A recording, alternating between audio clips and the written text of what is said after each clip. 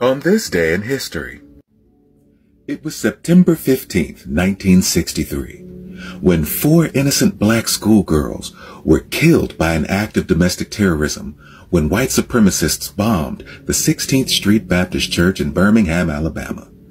These 4 girls, Addie Mae Collins, born April 18th, 1949, was 14 years old. Carol Denise McNair, born November 17th, 1941, was 11 years old. Carol Rosamond Robertson, born April 24th, 1949, was 14 years old, and Cynthia Dion Wesley, born April 30th, 1949, was 14 years old. They were killed in this terrorist attack. The explosion was so intense that one of these girls was decapitated, and her body was so badly mutilated that she could only be identified from the clothes that she was wearing and a ring she had on her finger, while another was killed by a piece of mortar embedded in her skull. This is the attack. In the early morning hours of Sunday, September 15th, 1963, 4 members of the United Klans of America planted a minimum of 15 sticks of dynamite with a time delay under the steps of the church close to the basement.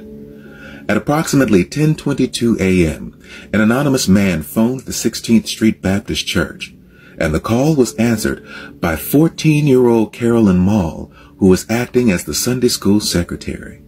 The caller simply said 2 words, 3 minutes, and then he hung up the phone. Less than 1 minute later, the bomb exploded. The explosion was so intense that it blew a hole measuring 7 feet in diameter in the church's rear wall and created a crater 5 feet wide and 2 feet deep in the ladies' basement lounge, destroying the rear steps of the church and blowing a passing motorist out of his car. Several other cars parked near the site of the blast were destroyed, and windows of the properties located more than 2 blocks away from the church were also damaged. All but one of the church's stained glass windows were destroyed. The only one left was a large window depicting Christ leading a group of young children. Reports of the bombing and the loss of the 4 children's lives were glorified by white supremacists, who, in many instances, chose to celebrate rather than grieve. They shouted, 4 less N-words. While white supremacists celebrated the deaths of 4 innocent black girls, it's believed that FBI director and white passing biracial man J. Edgar Hoover withheld evidence from prosecutors in the 60s and even tried to block prosecution. However, in the 70s, under a new FBI director, one man, Robert Edward Chambliss, then age 73, received life in prison in 1977. In 1995, 10 years after Robert Chambliss died, the FBI reopened the case, and on May 22, 2000, Thomas Edwin Blanton and Bobby Frank Cherry were sentenced to life in prison. On November 18, 2004, at the age of 74, Bobby Frank Cherry died in prison of cancer.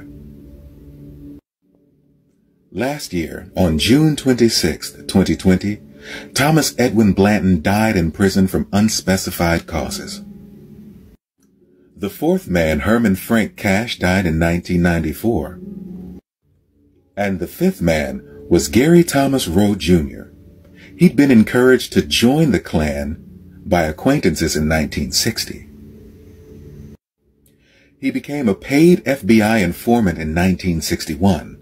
In this role, Rowe acted as an agent provocateur between 1961 and 1965. As an informant to the FBI, Rowe actively participated in violence against both black and white civil rights activists.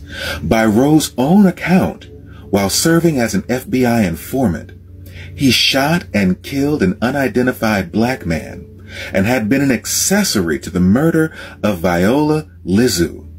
However, in 1979, an investigation cleared Rowe of any involvement in the 16th Street Baptist Church bombing. On this day in history, 4 beautiful, innocent black girls were killed by white domestic terrorists. May their memories never be forgotten.